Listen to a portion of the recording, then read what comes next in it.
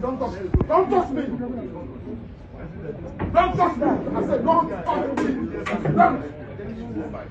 Mad people. You don't know law. Show me where it says you can run my right running address. Show me the law. Show me the law. Show me the law. You don't know law. They are nothing new. You are writing rubbish. Show me the law. One address. You say you will. I didn't get your job for them.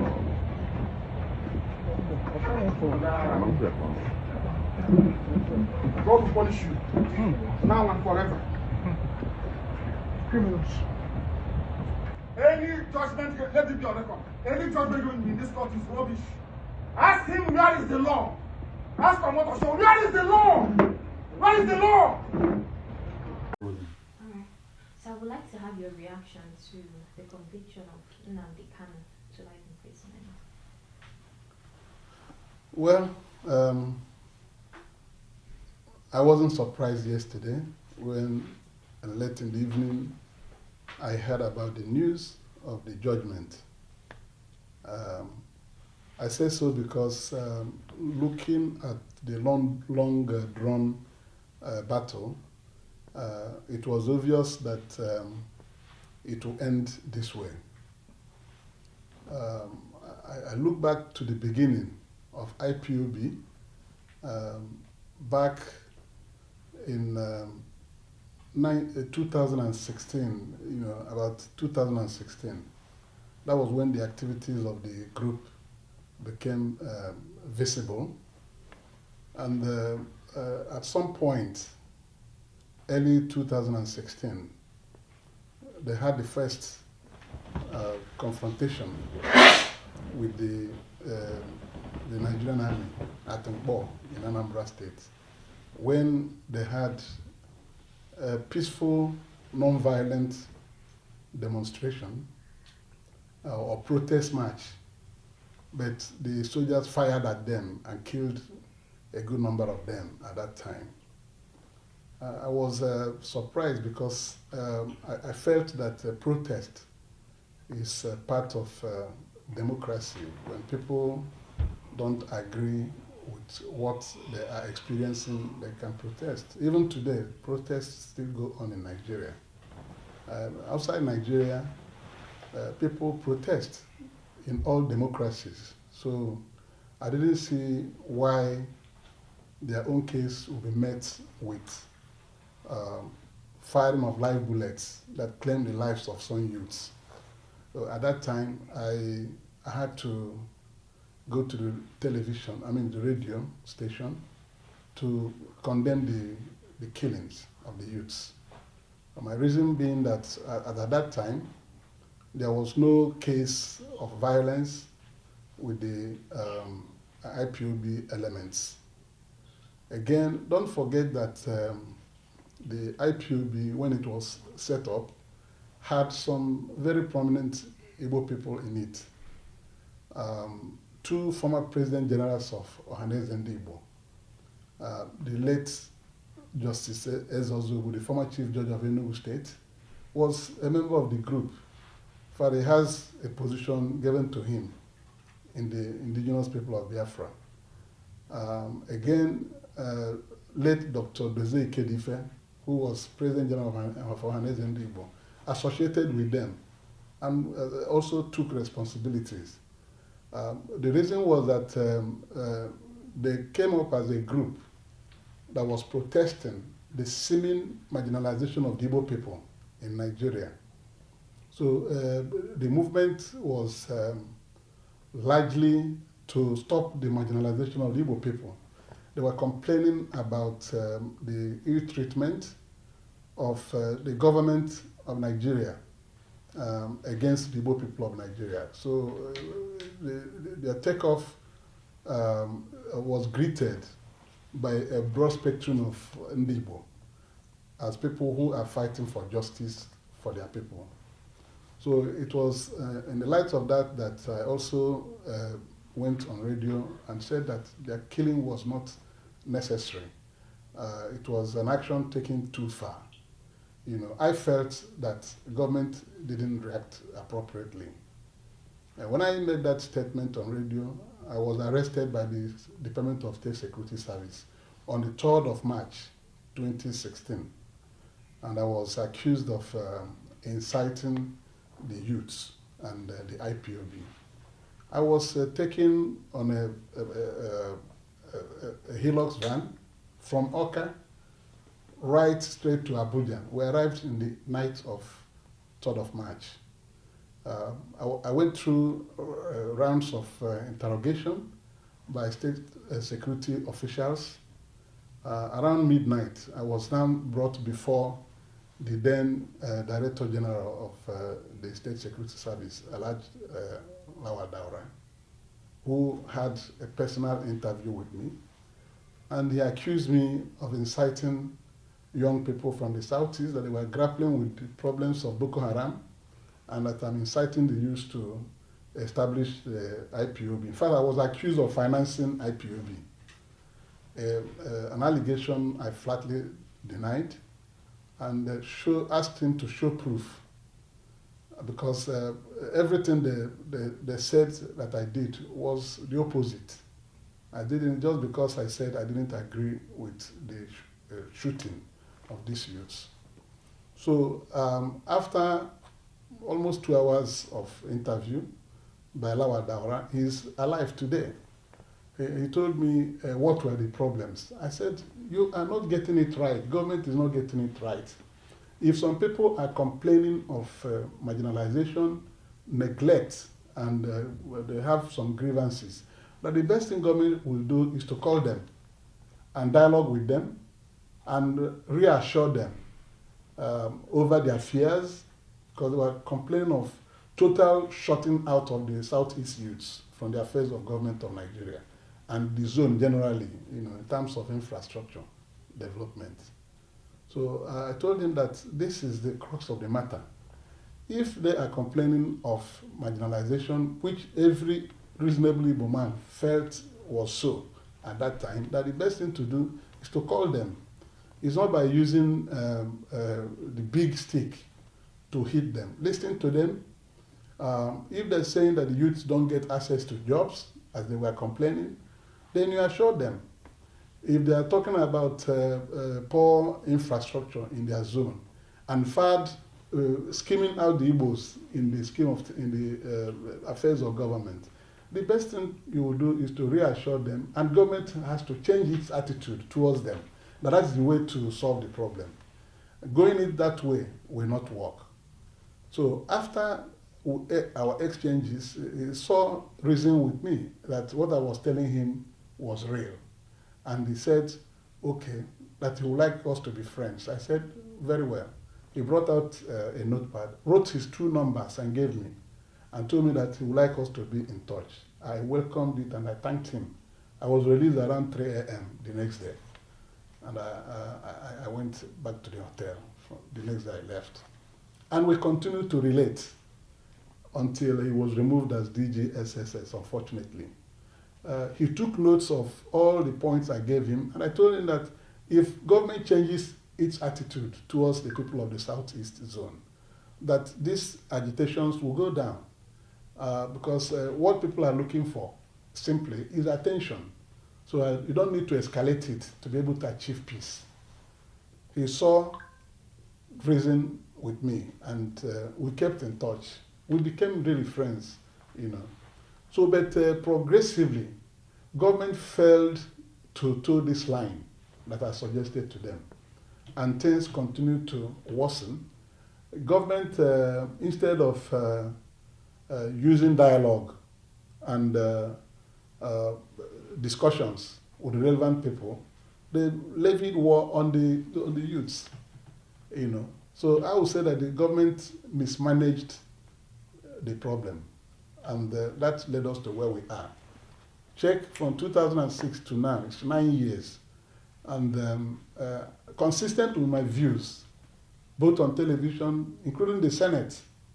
In 2018, you recall that when the issue of the IPOB started escalating, federal government went to court and prescribed the IPOB.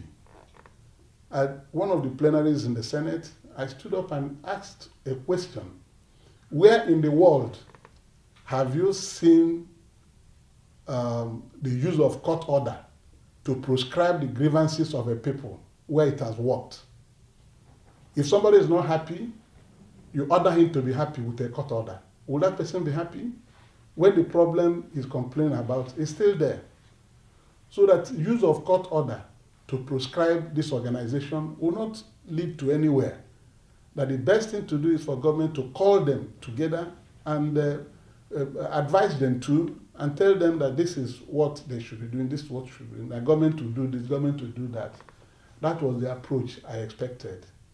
So, but they didn't listen. They continued consistently. It's been my view that court order, court action will not solve the problem of the IPOB. Rather, it will be a positive action of government directed at their complaints of marginalization. And government did not read it correctly because they were looking at Nnamdi Kanu as the problem. Nnamdi Kanu wasn't the problem. It is a collective problem of the people of the Southeast. If you watched, you'll see that eminent Igbo people have gone to President Buhari when he was president to ask him to release Nnamdi Kanu to them. Professor Ben Mwabeze, the very popular constitutional lawyer and former President General of Ohaneze Igbo, led some delegation of Igbo leaders that included Chief Emmanuel Iwanyanwu, Chief Chukwuemeka Ezife, of blessed memory.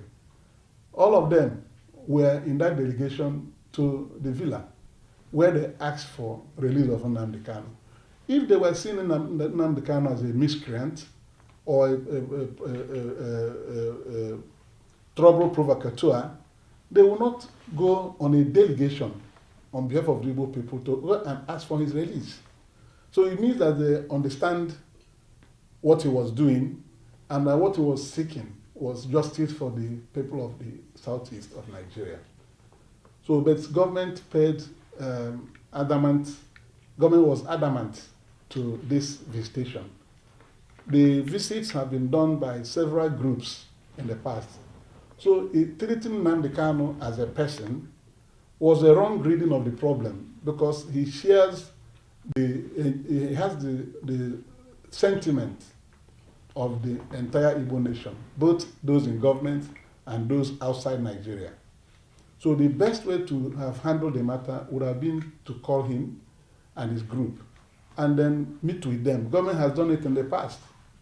When the Niger Delta militia people were given enormous trouble with strong arms in the Niger Delta, President Yar'Adua then had to call them and then discuss with them and put in place an amnesty program. At that time, you will see the leaders of the Niger Delta militia wearing chains of bullets around them, sinking in the creeks. And they were threatened, they were blowing pipelines and all that, and government had to call them.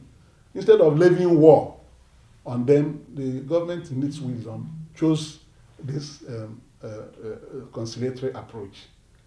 And through that process, they laid down their arms, programs were developed for them, amnesty program was put in place for them, and from there, it went down. Peace returned to the Niger Delta. When the Boko Haram came up and was ravaging the northeast, government didn't stop there. They didn't go and carry arms and started pursuing them. They were preaching that they should stop the war against Nigeria. And those who accepted government treaties were accepted and given amnesty. They were rehabilitated through various programs. At one instance on television, about 1,000 people were paraded as having renounced the struggle, and they were absorbed. So this is the way to pursue peace. The use of kinetic approach will not solve problems of agitation, particularly when they are ideologically based. When people feel that they are no longer wanted and they are not treated as Nigerians, they will continue to fight. If we ignored them, it was dangerous. When it got to a level, I had to come back on television again to say that the worst thing you can do to a man who is aggrieved is to ignore him. If you ignore him, he will continue to do things that will get your attention. And that's how this thing developed, got to a point it reached. Government continued to use force on them. And almost a full-scale war was declared. And the southeast of Nigeria became a theater of the absurd because government did not listen to anybody. They did not want to go the way of looking for peace. What they used in the Niger Delta and the Northeast, they refused to use it on the IPOB elements. All of them the same type of agitation with different colorations. But as it is now, the government has stretched its own war to the limit. I remember that sometime early this year, the senators of the southeast of Nigeria wrote the Attorney General and Minister for Justice when the insecurity became unbearable in the southeast, because anything anybody did, he would say, release Nnamdi Kanu, release Nnamdi Kanu. If you don't release Nnamdi Kanu, we'll continue what we are doing. You know, we try to intervene to sue for peace. They say release Nnamdi Kanu first. Is the first demand all of them were making. And the senators now, majority of the senators, I think about 10 of us had to go to meet the Attorney General, Chief Lateef Fagbemi, SAN. He gave us appointments. We went to his office and met with him on a round table. We were led by Senator Nnamdi Kanu, the chairman of the Senate caucus in the 10th Senate. We went and with our letter of request, a plea that you should prevail on government to release Nnamdi Kanu. Let us see how to recover the ruins in the southeast due to the breakdown of security. Everybody is saying release Nnamdi Kanu. When anybody is killed, they say release Nnamdi Kanu and all that. Both people, criminals joined, you know, and as it degenerated, they went into kidnapping and all manners of things. Nnamdi Kanu became the topical issue. So we requested that the government should be able to use that approach to, first of all, release Nnamdi Kanu so that we'll go and get our place back in order. We spent time with him, and he told us that he will explore it, but he's not guaranteeing anything. You know, when we waited for him, and nothing was done, because we specifically requested for the government to file a nolli prosecute and stop it, because government has done it a number of times. I remember that Sowore was arraigned for treasonable felony. I also know that Sunday Boho was also charged with treasonable felony. I also recall that at a time, 29 people went to the government house in Ibadan to demand the Oduduwa Republic. They also, Sunday Boho also went to London, to the Nigerian High Commission in London, to demand for Oduduwa Republic. These are things people do for government to listen to them and know what they want. Along the line, nolli prosecute was filed in the case of Sowore. Along the line, nolli prosecute was filed in the case of Sunday Boho. And the 29 people that were arrested for declaring a new republic within a republic, we are not hearing about them now. So we were buoyed with that belief that government can still do the right thing and help us to achieve peace in the southeast. It didn't work. We waited and the killings continued. One day, myself and Senator Nnamdi Kanu sought to see the National Security Advisor. He gave us appointment, Amalan Nuhu Ribadu. I'm saying this thing so that you know that we have not been sleeping, we've not been resting. We'll be following this matter all over to see how we can find a peaceful resolution to the matter. He gave us appointment. We went and spent nearly 2 hours with him in his office, arguing this, and we appealed for government to help the Southeast people. Let us restore peace and end the carnage going on in Igbo land because of this simple matter. Right now, So I'm about concluding this aspect. So for you to see the effort we have made, the National Security Advisor has a feeling that too many things were involved in the matter. We said, release him. If he continues, you now have some other layers of people to hold responsible, like some of us who have come to plead. You now do your own. If he continues, then we'll say you have tried. You know, that kind of thing. So that by keeping him continuously, and people rely on his detention to continue to cause problem in Igbo land, it's like we are forgotten. We are not being considered as people that need rescue, you know. So, but the court has now delivered judgment yesterday. We saw it coming because we were following the developments in the court. We knew it was going to end this way. And having sentenced him to life imprisonment, I will only say that government still mismanaged the situation. Because his sentencing to life imprisonment, I will tell you, does not go well with over 98% of the Igbo people. We are the Igbo people you are talking about. I've been in the leadership position in Igbo land for the past 25, 26 years.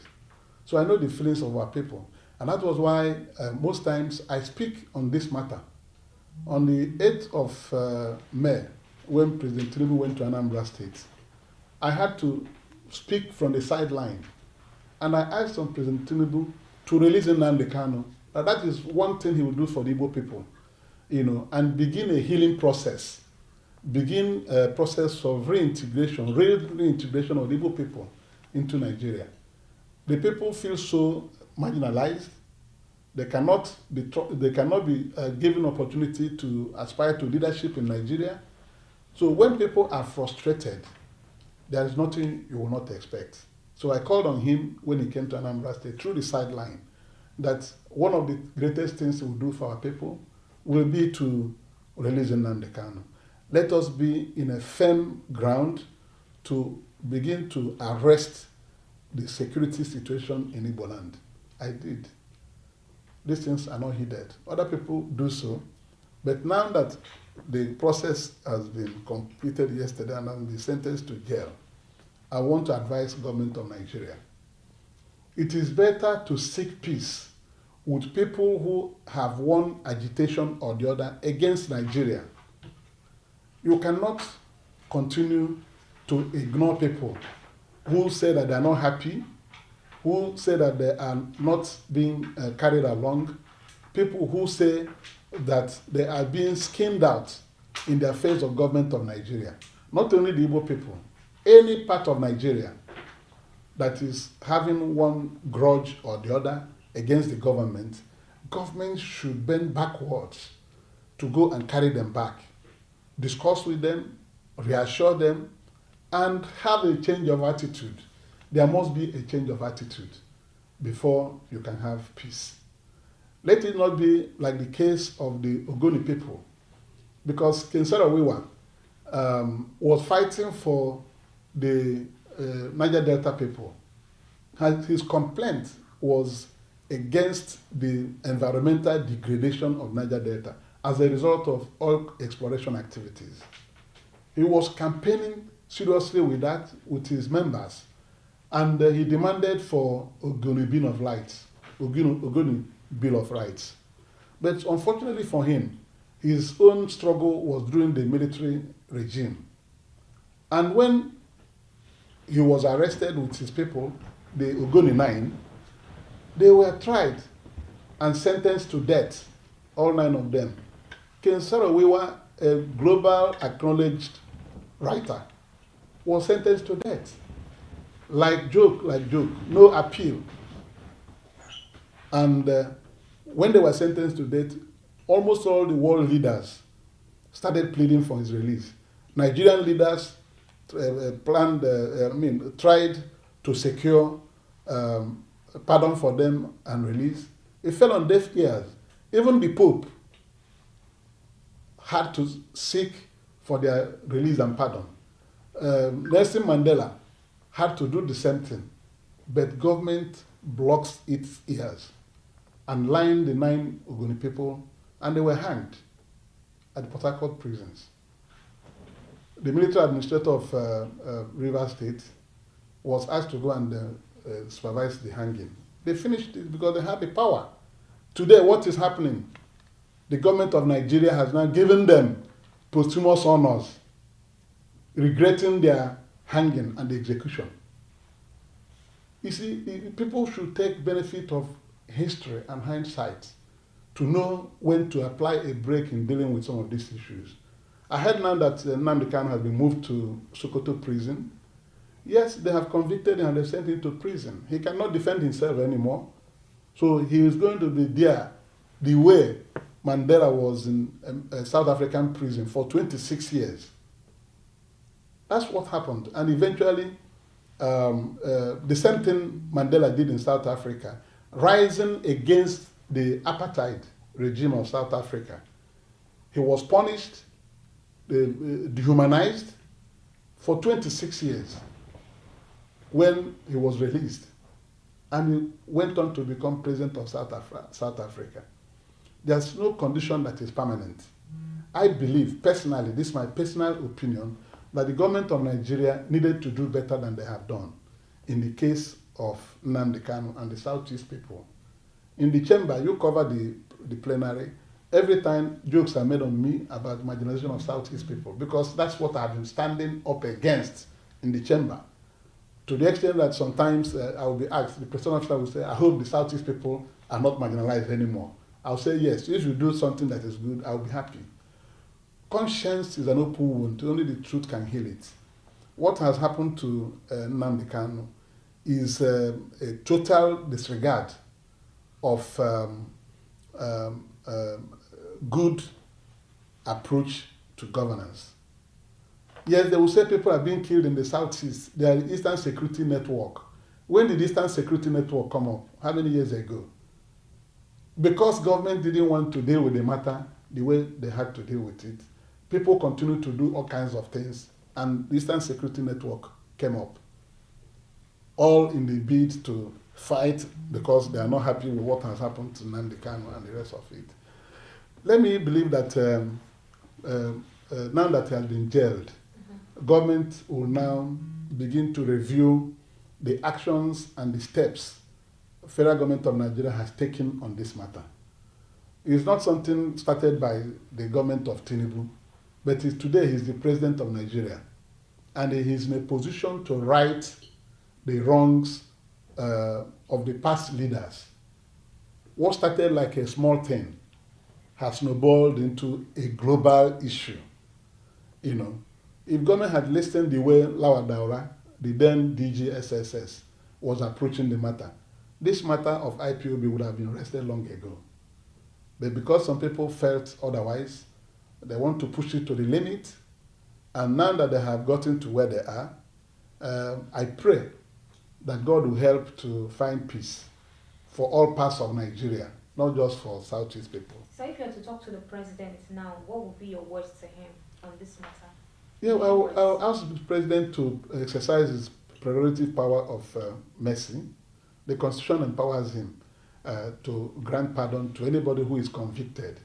Just the other day, he pardoned so many people, both those on the death row, those who were convicted for murder and all kinds of things. So he is the president. And I will ask the president to refuse the advice anybody is giving him on Nnamdi Kanu. It's no longer justified because it's a problem the Igbo people are not happy with. Let them not see Nnamdi Kanu as somebody that is their problem. They should go back to the feelings of the Igbo people and know why they feel so bad about Nnamdi Kanu. Begin to pursue a process of healing of the wounds of the past. The war that was fought here ended 55 years ago. The Igbos are still bearing the brunt of that war, both politically and in the affairs of government. We've been speaking about it. So God has placed Tinubu on the position he's now, let him use the same even hand to deal with everybody and pursue peace. He's not a military leader. He's a civilian president. And he should be able to make a detour from the advice they've been giving him. It is not true. If he releases Nnamdi Kanu tomorrow, our people will be happy for it. And I tell you that it will be easier to engage the Igbo people with Nnamdi Kanu being released from this quagmire. Yes, the insecurity in the southeast will go down. Because if his incarceration, now backed by order of court, will make the people feel bad, even if they don't carry any violent protest. It will be the silence of a graveyard. Internally, every Southeast person, every true Igbo man is not happy. Because when somebody who came out to speak against your ill treatment and marginalization is treated this way, it is the whole people you are treating with disdain. Not only him, it's just a symbol. And if he's in prison, he will be a prisoner of conscience. Because now that he's a life sentence, nobody is going to kill him, but have to ensure his safety in prison. And again, government should use this opportunity to now say, hey, my brothers, come back to the table. What is that is the problem? President cannot pretend not to know that the Igbo people of Nigeria are not happy. He should not pretend not to know. So he has a golden opportunity now to use this to break that yoke by saying, oh, come back. Yes, the people who managed this situation in the past, they've not done it well, and I wasn't part of it. I'm now the president of Nigeria, and I don't want this conflagration to continue. I want peace, fence mending, and healing that will restore unity and love of one another in the country. This is just one aspect. You can see how we are living. In the past 1 week, what we're harvesting across Nigeria, problems everywhere. So it is not good to carry on with these problems. There must be an end and a time to say, let us bury the hatchet, let us give the olive branch, let us say, let there be end, and let there be change of attitude to everybody. Nigerians will now come together and begin to help in bringing everybody together. The country is so divided now. Nnamdi Kanu is a small problem. The country is so divided. Anybody who is not saying the truth is deceiving himself. And he has to take these bold steps. One major one is to release Nnamdi Kanu and ask him to go. And he will call the Igbo people together and say, come, let us stop these problems we are having. And what is the problem? He will listen and take notes. And he will say, these are the ones I'm able to do now. Let us move forward. You saw me on television the other day. I was shouting about the properties of the Igbo people demolished in Lagos. I'm not the only one who is not happy about these things. And when these things happen, they accumulate to aggravate the discontent of a certain people. You don't treat people as if they are not Nigerians. The Igbos are a very major important tribe in Nigeria. We are a major part of Nigeria and we are contributing to nation building in all ramifications. We are the people who can live any part of Nigeria. The Igbos are everywhere. All the nooks and crannies of Nigeria, you see Igbo people. In fact, we are the people who believe in true one Nigeria. And when we are treated this way, it means that people out there are not doing the right thing. The Constitution of the Federal Republic of Nigeria guarantees anybody in Nigeria to live in any part of Nigeria. And it is the state, the government of Nigeria, that ensure the security of lives and properties of Nigerians in every part of Nigeria. Section 17 of the Constitution. If you go there, you'll see it. So I thank you, and I believe that what I'm telling you, yes, I've spoken as Senator Victor Ume, But I can tell you that I've spoken the minds of millions of Igbo people, both in Nigeria and in diaspora, because we network, and I know their feelings. Thank you, sir. Thank you. Thank you.